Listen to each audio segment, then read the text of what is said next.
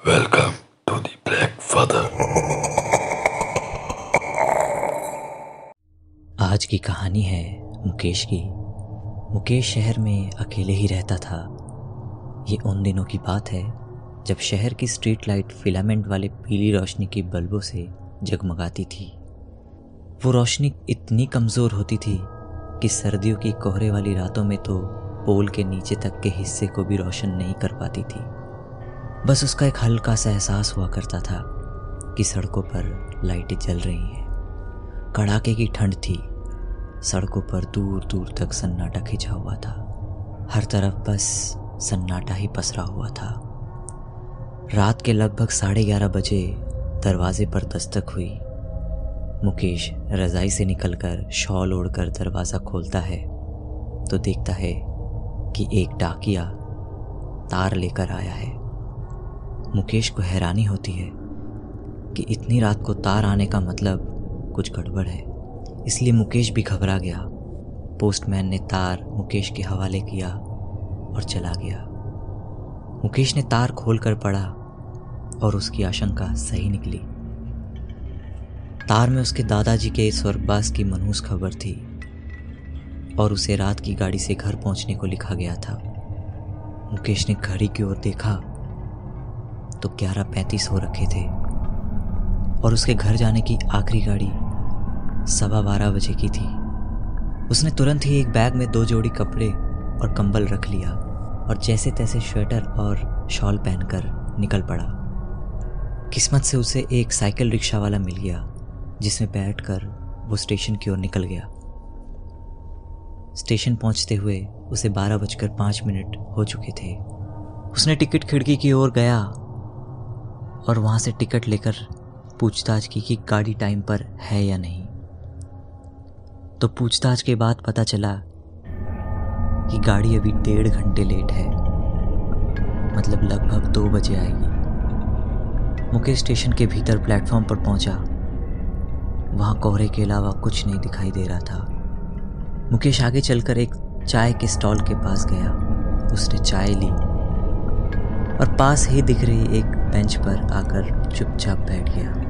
मुकेश अभी चाय की चुस्की ले ही रहा था कि अचानक वहां एक आदमी आ गया। उसके हाथों में भी एक चाय का कप था और वो मुकेश के बगल में आकर बैठ गया।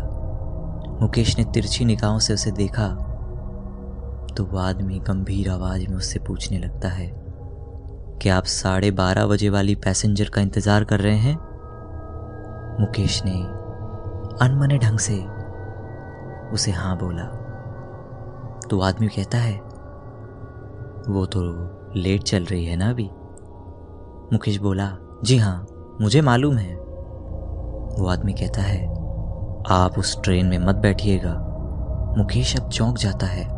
उसने उस व्यक्ति की ओर गौर से देखने का कोशिश किया, लेकिन वो आदमी ने कंबल ओढ़ रखा था जिसकी वजह से उसका चेहरा सही से दिखाई नहीं दे रहा था।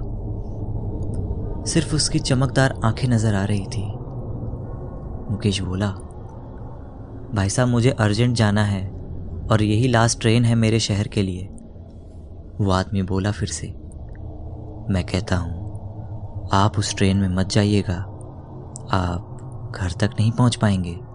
इस बात से मुकेश दोबारा चौंका और उससे बोलता है, क्या आप ज्योतिष हैं? तो वो बोला, भाई मैं तो रेलवे का पॉइंट्समैन हूँ, पटरियाँ बदलने का काम करता हूँ। मेरा फर्ज था आपको चेतावनी देने का, आगे आपकी मर्जी। इतना कहकर वो आदमी बेंच से उठा और थोड़ी दूर जाकर अपने काम में लग गया। मुकेश अब वहीं बेंच पर बैठे बैठे थोड़ा सोचने लगा। उसने फिर से एक और चाय पीने की सोची और स्टॉल तक गया और देखा कि चाय वाला भी अब कंबल में घुसकर बैठा हुआ है। उसने चाय ली और वहीं खड़े खड़े पीने लगा। चाय वाले ने पूछा, साहब आपके पास कोई मिलने आया था क्या?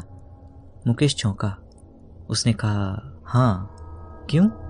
इतने में पैसेंजर ट्रेन प्लेटफॉर्म पर आ जाती है। मुकेश जल्दी से चाय के पैसे चुकाकर ट्रेन की ओर चल देता है तो चाय वाला पीछे से आवाज देता है, अरे साहब ये आपकी ट्रेन नहीं है, इस पे मत चढ़िएगा।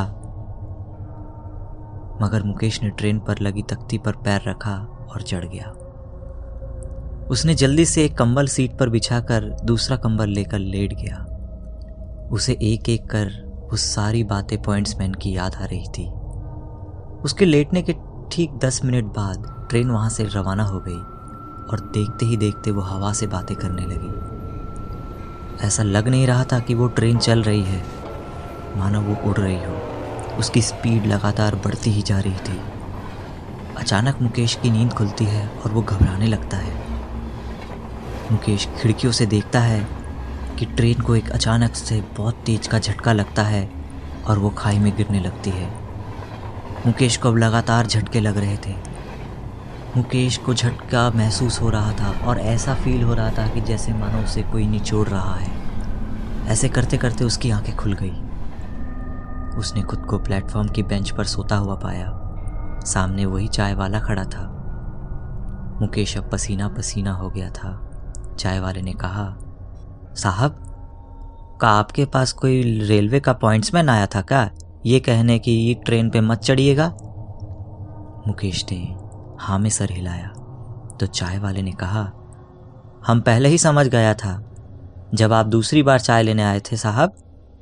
वो तो अच्छा हुआ कि मुझे समय पर उस भटकती रूह का ख्याल आ गया तो आपको चेतावनी देने आ गया, क्योंकि इसी समय वो अक्सर निकलता है और उसकी बताई हुई भूतिया ट्रेन में सवार व्यक्ति मौत के मुंह में चला जाता है।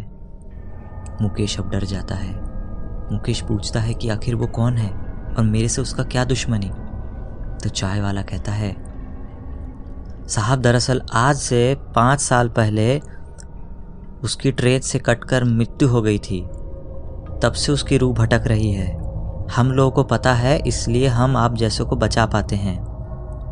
इतने में मुकेश की ट्रेन प्लेटफॉर्म पर आ जाती है और चाय वाला कहता है, साहब, ये आपकी गाड़ी है, चढ़ जाइए।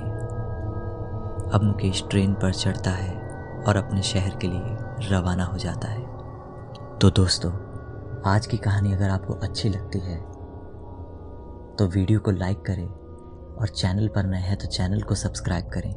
मैं मिलता हूं आपसे अगली किसी वीडियो में।